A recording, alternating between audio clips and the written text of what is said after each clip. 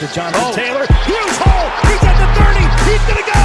10, 5, touchdown. Jonathan Taylor made a man miss the line of scrimmage and then runs it into Pater for a one-handed INT. Are you kidding me?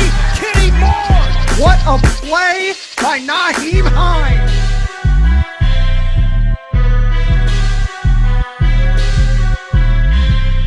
Horseshoe is back, baby. The horseshoe is back. What is going on, Colts Nation? Welcome back to another episode of the Bring the Juice Colts podcast. Well, the Indianapolis Colts just wrapped up the 2021 NFL Draft. In total, selected 7 players. And today we are very, very excited to welcome a very special guest, the first offensive weapon taken by the Indianapolis Colts in the 2021 Draft, Mr. Kylen Granson out of SMU. Kylen, thanks so much for coming on, man.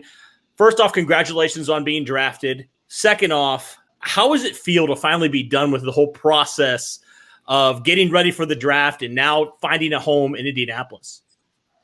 Oh, man. I mean, everyone says you're only going to go through this process once. So, I did my best to enjoy what I could. And I know it's kind of a one-time deal because, well, I guess a two-time deal now with the whole COVID pandemic and that being different from, all the years previous. But I did my best enjoying it, doing all the Zoom calls and Zoom interviews and stuff like that. But yeah, I had a blast. And then finding out it was Indianapolis, man, it felt like divine intervention that I got that phone call. And I'm more than blessed, and I'm just so excited to be coming to Indiana. That's awesome. Kylen, take me through the draft process for you. Everyone has it differently. No combine this year, obviously because of COVID. But, you're able to do pro days and, the tape's still there, being able to talk to teams virtually mostly. And, the draft, basically that day itself, was it stressful? Was it fun? I mean, what was it all about for you? Oh, man, I mean, it was pretty much as soon as the season was done, I mean, it was straight to work. I mean, I got home here in Austin. I traded at a place called G10 Academy. My stepfather runs it. So I was pretty much right at home, just working out at the gym and basically getting ready for the Senior Bowl down in Mobile. I had a blast doing that. As soon as I was done with that, I was getting ready to do the combine, but then that got canceled. And so it was straight back to work, but for my pro day. And then I got to my pro day, balled out at that. And then from there on, it's really just been maintaining my basically my physique and my conditioning and all that. And then pretty much from then on, it was just all mental, just Zoom interviews with all the teams and all the coaches, and just put my best foot forward as far as showing people who I am and what I could bring to the organization. And you're originally from Indiana, right? Yes, sir. Rensselaer. So how awesome was that, just to be able to come back to a team where kind of you grew up a little bit? Oh, man, my great ass, as soon as they heard it was Indy, they're, oh, he's coming home. I've been getting blown up from all my family back there, and, they're excited to see me because now they can finally, come catch a game or just come to dinner or something like that, probably on me. But, yeah, it's going to be great to see everybody and just be great to come back home, Yeah, absolutely. I mean, we've gotten to interview a couple people that have gone to the Colts and they played in Indiana at some point, and they always say it's great to come back home and have that reassurance with family and everything. So, but I want to kind of take it back real quick to your college days, and I wanted to ask you, what was it about SMU? You decided to end up transferring to go there, and then you decided to make it a collegiate career there, and you balled out really well this last season, especially. What made you decide SMU was the right school for you to go to? I mean, leaving Rice was a tough decision already, and choosing SMU wasn't easy. So I think the biggest thing for me was it felt like the best situation of all the options I currently had on the table to be successful. That being that I felt like I could, quickly play at SMU because I saw there was an opportunity, whether it was at receiver or H-back or something like that, get on the field quickly. And then even more than that, just the staff that Coach Dice has at SMU. The strength coach, Coach Kaz, Coach Grew, Coach Lashley at the time, just all all the surrounding pieces he had, along with the players that are up and coming, I felt like the program was really finding its footholds to the big stage. And, I wanted to be a part of it on its way up. And yeah, just all those things combined with the fact that it's also a good school.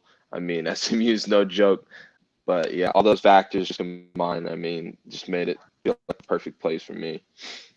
That's cool. You mentioned the H-back role, and, Colts fans, and I'm sure Coach Reich and all of them have reached out to you about already finding ways to be able to use you. And he mentioned the H-back role. We've seen him utilize that in the Colts offensive schemes in the past. How much do you pride yourself in your versatility and being able to play in multiple different ways at the tight end / receiver position? And how valuable do you think that will be to help the Colts out, being able to play that with that versatility? Oh, that's my number one. That's what I hang my hat on, is being a jack of all trades, being able to do it all, and having done it all, in my previous years in college and in high school. Not many people can say you've played all over the offensive field.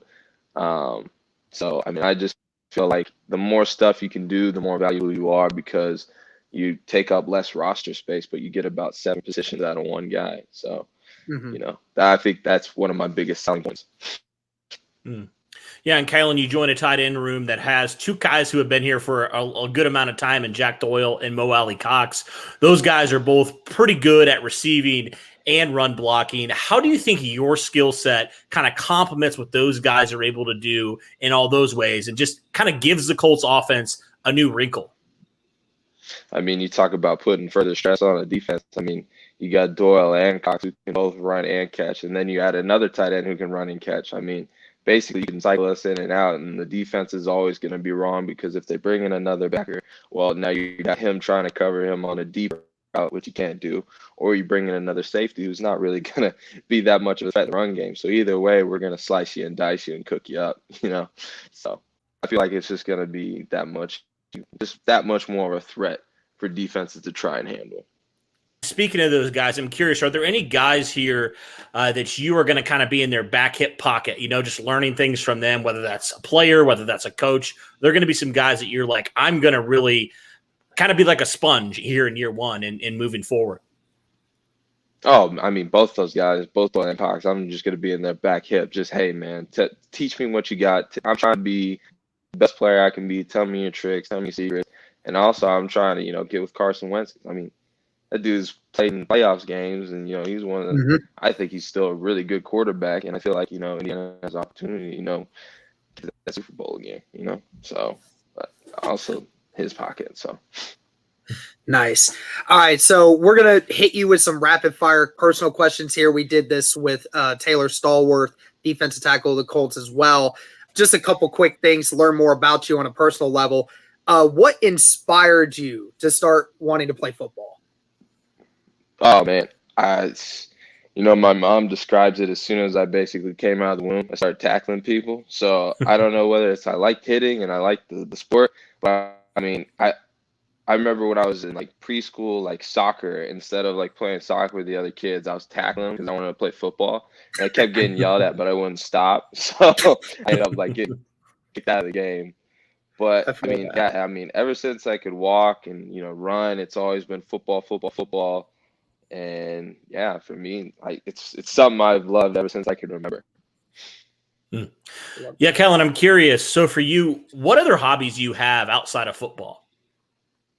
Oh man, I enjoy a good book. I enjoy reading. I love my video games, but I also love my hiking, my fishing, my hunting. I like being in the outdoors. I like hanging out with my friends and family. I love playing with my pets. Yeah.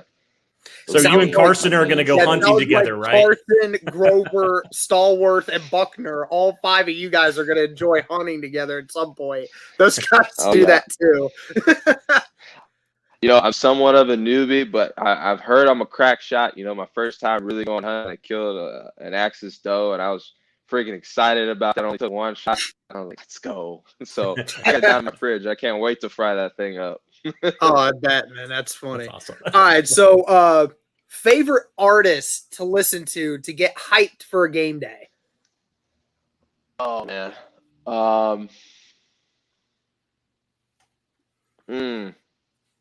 That's like the biggest rig question of all time.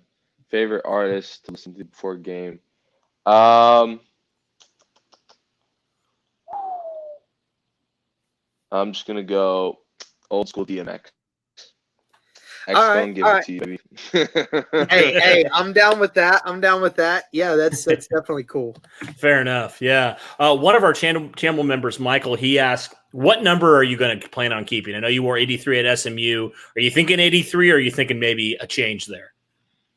I'm thinking 83. I think I'm gonna keep it. I'm gonna keep it 83. You know, it did a lot of good things for me at SMU. I'm hoping it does the same for me here at the Colts. You know, so yeah, I'm gonna try to keep it in the fam. Hey, I got you. Yeah. So another channel member, Devin, asked, you played with one of the other Colts who was drafted, Sam Ehlinger. Kind of ironic how that played out. How does it feel to be reunited in a way with your old high school quarterback? Oh, I mean, it's pretty exciting, seeing him get drafted. I almost couldn't believe it. My mom started yelling, "Oh my God, Sam just got drafted too!" I was like, "Where?" And then I looked at the thing, and it said Colts. I was like, "Oh my God, where the odds?" So I mean, I was excited because I'm gonna know him there, and I already seen him at the Senior Bowl, and obviously we still had we weren't always in contact, but we would always kind of reach out to each other. So it's gonna be nice, getting to speak with him, hang out some more, maybe relive our old high school days. Who knows? That's awesome, man. That's awesome. Absolutely. Well, Kylen, thank you so much for your time, man. I guess the last kind of question I'll have here for you, if you had a message to say to Colts Nation on what they can expect from you this upcoming season, what would you tell them? I would say I would expect greatness from Kylen Granson because, I'm going to come with 110%. I'm a rookie just starting out, but I'm going to leave it all out there on the field. I'm going to make the most of my opportunities, whether it's on special teams or on the offense. So if I'm catching touchdowns or I'm making tackles on punts, you're going to see me making plays. That's awesome, man. That's awesome. That's great. Yeah. Well, thank you so much, man. Really appreciate your time here. Good luck this season. And, man, hopefully it's going to be very successful hookup with you and Carson Wentz. Mm-hmm. Oh, absolutely. I hope so, too. Appreciate y'all having me on here. It was a blast, and can't wait to do this again. Absolutely. Thank you, Kylen.